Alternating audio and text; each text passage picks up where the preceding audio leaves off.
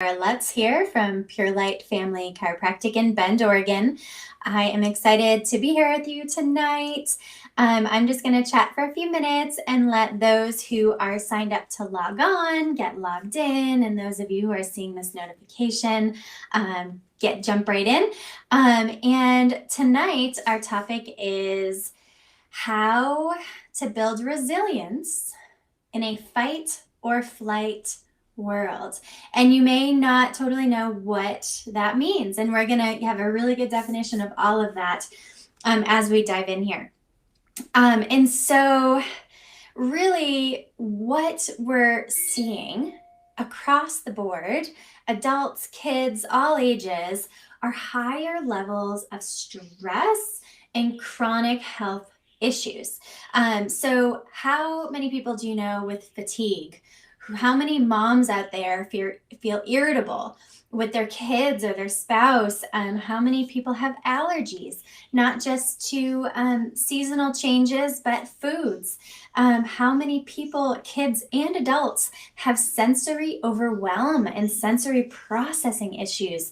Learning difficulties, trouble focusing, concentrating with work or school, frequent illnesses, right? Every time there's a bug coming around, you get it. And in terms of getting symptomatic and feeling crummy. So there's people who are feeling all of these issues all the time on a regular basis. It's like one thing after another, or their kiddos, one thing after another. And it's often like, oh, I'm so sick. My body's broken. Like I'm not working well. And what if we switched the conversation a little bit and looked at it in terms of your body is trying to adapt to this fight or flight stressful world. And these oftentimes your body is so intelligent, well, all the time, your body is so intelligent. And oftentimes these symptoms and issues that show up in the body that, almost everybody, when we have our intake paperwork with our patients for themselves or their kids, are going to check off at least one or two of these type of symptoms. And really, what is happening? Is the body breaking down, or is it trying its best to adapt? And I believe and know that it's doing its best to adapt. How does it adapt? What part of our body allows our body to function and adapt and process sensory information? And the answer is our brain. The brain connects to the rest of the body through the spinal cord. The spinal cord has branches, roots that come off of nerves, and they go to every single cell, tissue, and organ in the entire body. And this nervous system functions in one or two ways. It's either in that fight or flight sympathetic stress response, or it's in the healing, growth, rest, and digest mode. It can't be in both at the same time. It's just not possible. And what happens, especially when we see these chronic health issues and just, problems that people are dealing with on a regular basis, insomnia, not sleeping enough, always feeling exhausted, even if you do sleep enough, just really feeling run down all the time. Oftentimes it's because your nervous system has been locked in to this sympathetic fight or flight response on a regular basis. We measure this response on the very first visit in our office, and I would say 95% of the time, people are dominant in this fight or flight sympathetic response. So tonight we're going to talk about what is that? What does that mean? How can we make lifestyle changes to help our body be more resilient, be able to handle more stress, and be able to overcome all of the challenges that come our way? And really, how do we, get away from these chronic issues? Because a lot of times we'll treat, or doctors will treat one thing, right? So like how many kiddos are diagnosed with ADHD and put on medications such as Ritalin? How many kids have ear infections on a regular basis and they're put on antibiotics over and over and then get tubes in their ears? How many kids have developmental delays? All of these things. At least or nearly half of all children have issues. They're reported to have at least one chronic health condition: developmental delay, environmental or food allergies, learning disabilities, ADD, ADHD, chronic ear infections, anxiety, depression. And more of these kids are being put on the medications that I talked about. So not just these psychostimulants like Ritalin, but also antidepressants. research shows that, the data shows that the highest growing population getting put on psychostimulant and psychotropic drugs are 5-year-olds. That just blows my mind. I am like just blown away. Why are these kids feeling so stressed? Why aren't they adapting? Why is their immune system struggling? So there's a lot of stress that goes into their bodies from in utero, so preconceptive health, in utero, birth experiences, so birth traumas, and then all of the physical stressors after that, the bumps and bruises along the way, the emotional stressors, the chemical stressors that are in our environment and in our routine lives. And it builds up over time, stresses out the brain, stresses out the nervous system. So when you think about this fight or flight, sympathetic stress response in the body, you're thinking about this built-in mechanism in the body, and it's not bad. It serves a really great purpose. It's there to help us survive in moments and situations where we need to, but our bodies are not designed to stay there all the time. But when we have all of this stress building up in our bodies, it gets stuck there. The brain doesn't know to switch it off, and we get literally stuck in this loop in our brain between the limbic system and the primitive brain, and it's not using the prefrontal cortex of the brain like it should. It's this whole loop, it's this cycle, and it's not necessarily something that you can just consciously meditate or do yoga or whatever and get yourself out of it. It's something that takes a lot of lifestyle changes. We're going to talk about what that is tonight. And so for those of you where the fight or flight sympathetic response information is fairly new, a really good example, the most common example to kind of understand it, is if you were, say, standing in a field or going on a hike, say Central Oregon, you're going on a hike up, towards the alpine lakes, up where that tree line meets the mountains. And, say you start in the morning and it's early in the morning and you're up there by yourself. And all of a sudden you see a cougar, and that cougar sees you and starts coming at you. What happens is your brain triggers the sympathetic fight or flight response. In this response, the intelligence of your body is like, okay, we got to either fight this cougar, we got to run as fast as we possibly can, or another element is people freeze. Fight, flight, or freeze is another way to think of it. But the adrenaline pumping through your veins is so powerful, and the organization of your body is so intelligent that it actually sends all of your blood flow and energy to your limbs so that you can run or fight. It literally takes the blood supply and energy away from your digestive system and is like, okay, it's not really that important. And if I digest my breakfast right now, it's more important that I survive this tiger attack. And that makes sense, right? But what happens is we're bombarded by these invisible cougars on a regular basis. And it's, the ambient stress of the world, it's relationship stress, it's financial stress, it's, not eating right, it's sitting too much, it's, eating too much sugar. All of these things are, drinking too much alcohol, taking certain medications that may not be necessary, all the different things that happen chemically, physically, emotionally to our bodies. Have you ever been in a car accident? Have you ever crashed your mountain bike? Have you ever fallen skiing? Have you ever been pregnant and given birth? Have you ever raised a baby and a toddler and children, all ages? All of these things are like these invisible saber-toothed tigers or cougars in our environment that are coming at us at this subconscious level. So the brain gets stuck here. So we can't avoid all of these stressors, right? We can't just avoid what we're called to do. We can't avoid the craziness of the world as much as we may want to. We can't avoid all the chemical and toxic stressors that are in our food, air, water. So how do we change this? And the answer is we can't avoid everything. We can do our best to avoid some of it, but we can't avoid everything, but we can adapt. And adapting to stress is actually what we're designed to do And this allows us to have more resilience. So when you have a high resilience, and again, we measure this, first visit, we can see how resilient is your nervous system to stress. Through all of this is seen through heart rate variability, which is an amazing test that shows us, this foundation of your nervous system. And so with this, we see how resilient are you. And the more resilience you have, the more deeper restorative sleep you're getting, the more you can handle the temper tantrums and the whining from your toddler, the more you can handle, managing your coworkers, relationships with your coworkers and your spouse, the more you can handle your budget and your finances, all of it gets less hard. It's easier because you're like, oh, it's fine, bring it on. Like, I got this.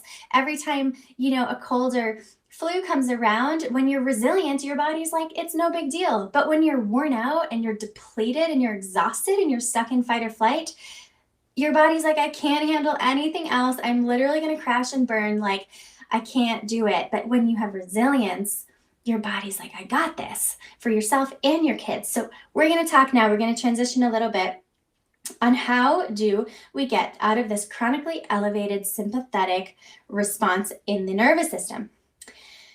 Well, we have to retrain our patterns in our bodies, and we also have to be committed, because oftentimes when we have these symptoms, especially like depression, anxiety, hyperactivity, learning difficulties, aggression, they start to become like almost like they're hardwired into our brain, and they just become like, oh, that's just how I am. That's just who I am. And it's not true. It doesn't have to be.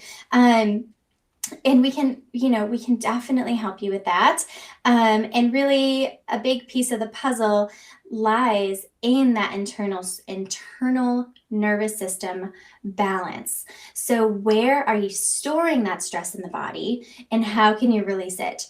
The first number one thing is going to be body work. So getting adjusted by a neurologically based, brain-based chiropractor who uses gentle, specific adjusting techniques to help unwind the stress in what's called the dural-meningeal system around the spinal cord and brain that helps alleviate the stress throughout the whole tone of the system.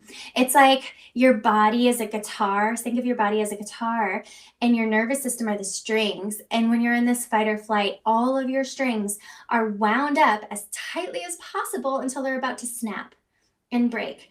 And as we get you adjusted, we're tuning the guitar so that your body, your instrument that you live life through, can function the way it was designed to, and you don't have all this tension and built up stress. It's a beautiful process. Along with that too are other amazing modalities. Acupuncture is exceptional in terms of getting you into that parasympathetic, calming, healing, growth mode that we all need to get into, especially our kiddos. And then there's obviously like massage and craniosacral and lots of beautiful hands-on body work that can really, really help. So that to me is number one. Like, let's figure out where you're storing your stress. Let's unwind it. Let's get your body tuned up and balanced, because all the other things below it aren't necessarily going to adapt as well as if you had that balance to begin with. Number two is one that you don't always necessarily think of when it comes to reducing that fight or flight mode. And it obviously depends on what type you do, but I'm talking about exercise. So exercise is one of those things that it's different for everyone. Some people that means going on a walking a couple miles. Some people that means doing a lot of like stretching, yoga type work. Some people that means CrossFit and like intense weight training. And it depends on your physiology and your body and what your heart rate and all these things are used to. For some people, going for a run is the most stress relieving thing, and there's endorphins released and there's a healing process that happens there. I'm a big fan of the Peloton. I got one this past year, and it's so easy as a mom to hop on there when my daughter's napping, and it's super fun. But really getting that exercise in at least 3 to 5 times per week. I'm not necessarily a proponent of like 7 days a week, twice a day. Some people are really hardcore, but there's this limit that can get passed where if you're overworking out and you're not allowing your body to regenerate and restore the breakdown that happens with certain exercise, then it can actually be stressing out your body more. So that's a very individualized statement about exercising, but exercise does get stagnation moving in the body, gets that blood flow, it rejuvenates the the flow of blood to the brain, and it just allows for this like really strong connection and energetic flow through your whole body. Eating a balanced whole foods diet is extremely important. Your body gets stressed out when you drink alcohol and when you eat sugar and when you eat a lot of pastries and bagels and, non-organic GMO foods. The body's like, I don't know what to do with all these chemicals and toxins. And you may think like, oh, it's fine. It's, I'm fine. I grew up with all this stuff, but it adds up. There's this toxic burden load that builds up in your body. So eat organic, get rid of all the chemicals and pesticides that are sprayed on all the conventional foods. The non-GMO stuff is just bad news. I'm sorry, the GMO stuff is bad news. Get the non-GMO, it's worth it, especially buying local, organic, supporting local farms.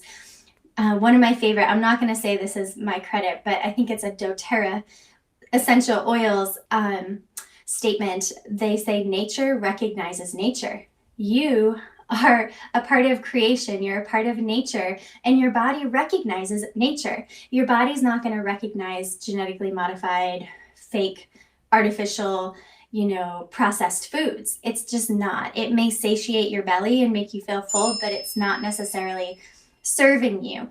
So really a big stressor to the body that people don't realize is not eating that full whole foods based diet. If you're deficient in any sort of mineral or vitamin or oil, like fats, your body's also going to be stressed. So it needs to be balanced. You need to be eating a whole assortment of things. And this again is very individualized. Let me just turn off my ringer there.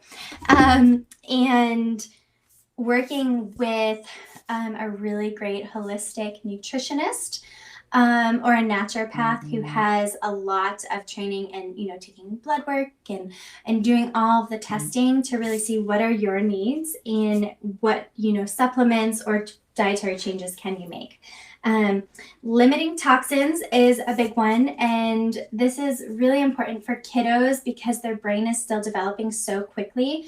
And we want to make sure that it's developing clear and connected and vibrant. So there's a lot to kind of go into there, but definitely avoiding the sugars, avoiding all the artificial stuff. Halloween is coming up, and I'm not really a big fan of Halloween anyway, but just really, if you're gonna let your kids have candy, just make sure it's not toxic, GMO, corn syrup, artificial flavors. Like really swap it out for some organic, clean, just stuff. There's other options out there these days. Maybe there wasn't back in the 90s when we were growing up, but there is better options now. So just swap it out. Just really try to decrease that toxic burden. Another really easy thing you can do, which is more common these days, thank goodness, but really swapping out the chemicals in your house for some clean products. If I'm talking about household cleaners, I'm talking about skincare products, shampoos, conditioners, really clearing out the stuff that has all the chemicals in it that you can't even pronounce on the ingredients. Get rid of that stuff and swap it out for some natural brands. If you need any support with that, there's ewg.org is a great reference. And then there's an app that you can download on your phone. It's called Think Dirty. And you literally can scan a code, or you can just type in the name and it'll tell you, it rates these different products and tells you how toxic they are. And then it gives you recommendations for other ones that you can switch it to. This is household products, skincare products, shampoos, etc. So, because those toxins are stressing out your nervous system, they're disrupting your hormones. If you're a woman, especially if you're dealing, coming up against some fertility challenges, oftentimes these endocrine disruptors that are in these products are messing up your hormones. So you really want to really take a deep look there and do some cleaning out of your cabinets.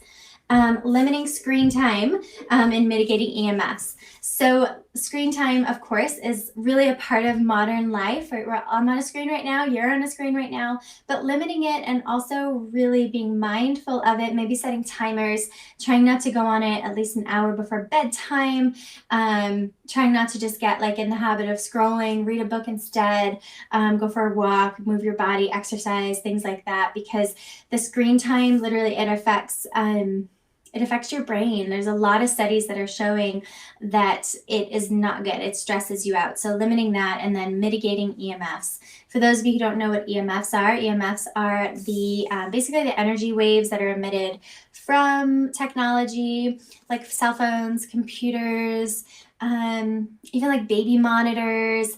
All of these things emit invisible electrosmog is another word for it. And again, we don't know the long-term effects of this chronic exposure to EMFs, but I'm certain that it's definitely not good, and it's stressing out your brain and your nervous system and not allowing you to be resilient. So mitigating those EMFs, how do you do that? There's different mitigation devices you can do. There's one called the Somavedic, and if you need any more details, feel free to always message me, email, through social media, contact our office. But it's a device that you turn on, you put in your house, and it sends harmonious good waves out into your environment to mitigate the negative ones that are stressful and harmful. And also you can get certain little devices called, I think it's called Orgonite, and they're these beautifully made pieces that you can put around your house, and they're shown with an EMF detector to decrease the frequency. So you put them around like your router, your wireless router, things like that. I'm also a huge fan of put your phone on airplane mode when you're sleeping. Do not sleep with your phone in your bedroom. Get a different alarm clock that's, safe, non-EMFs, ideally. And turn off your Wi-Fi router as much as you can, but especially when you're sleeping. Getting an EMF mitigation device, they're not too pricey. It's worth getting. Honestly, you can get one and you just go around your house, and it's really easy to use, and you can see where are your highest levels of EMFs. If you have a smart meter on your house, which most people do these days, there's a lot coming from there. If your kiddos don't sleep good, are they sleeping next to the smart meter? Is it right outside of their room? Things like that. So really being aware of these EMFs, electrosmog, is a really big deal, especially with all the 5G, and it just gets stronger and stronger. So that's a big one. Getting enough sleep is huge. Try to get to bed by 10 p.m. every night, and you really want to get 6 to 8 hours of sleep. So however you can get that in. If you're a mom or a new parent, I get it. It's not really possible some days and sometimes in these different seasons, but do your best. Try to make up for it. Try to do more relaxation, meditation, prayer time to just really calm your nervous system. Try to have those moments where you're, taking a bath and just decompressing. Whatever you need to do, try to just mitigate that lack of sleep if you're a new mom or a parent with a little one who's up at night. But otherwise, really do your best. Try not to eat too close to bedtime. These are all things you've probably heard before, and it sounds simple because it is. And the last thing I want to talk about is something that always was just kind of known and normal. In this past year and a half, things have gotten really weird, and people are isolated. So I'm getting at, you want to have a tribe, you want to have community. If you feel like you're doing it all on your own, especially these parents out here, homeschoolers, everybody, if you don't have your people, if you don't have, beyond like your spouse and your kids, if you don't have a tribe, a community, a group of people or a few people that you can connect with and feel like you're part of something bigger, then you need to find that. Maybe that's your church, maybe that's your chiropractic office. Like Pure Light is definitely a tribe, and I know other offices are too. Mom's group and all these things, it's been harder and harder to really find with everybody, feeling isolated. So really finding your tribe. If you need help doing that, feel free to always reach out to us, because we're very connected in the community and we're always down to help you find your tribe or join our tribe. So if you guys have any other thoughts or questions, or if you have, let me just turn on the chat here. I didn't realize I didn't have it Okay. If you have any other thoughts or questions or ways that you have found that you've been able to build resilience in your life, please share. And if you have any questions about anything we talked about tonight, please reach out. Please feel free to shoot a text on this chat here, or reach out to me personally. Whatever you need, we're here for you. We want you to be resilient. We want you to be strong. We want you to feel your best. We want you to be healthy and confident. We want your kids to thrive and reach their full God-given potential. And we truly believe and hope that for every single family and every single person in our community. That's our mission. That's our vision. So we're here for you and we appreciate you. Thank you so much for being here with me tonight. I always love doing these webinars and I always love hearing what you think and feedback. Next time you come in for an adjustment, I'd love to hear your feedback and what resonated for you. Also, keep track of what are the baby steps that you're taking to mitigate the stress in your life and put your body in more of a healing mode, getting out of that fight or flight mode. How are you becoming more resilient? How are you adapting better? How are you able to handle more stress? Share it with us. We want to know. All right, you guys, I hope everyone has an awesome evening. I hope you get really good sleep tonight. Make sure you turn off that Wi-Fi router, and have an awesome day tomorrow and rest of your week. All right, stay tuned for more webinars coming up. All righty, bye-bye.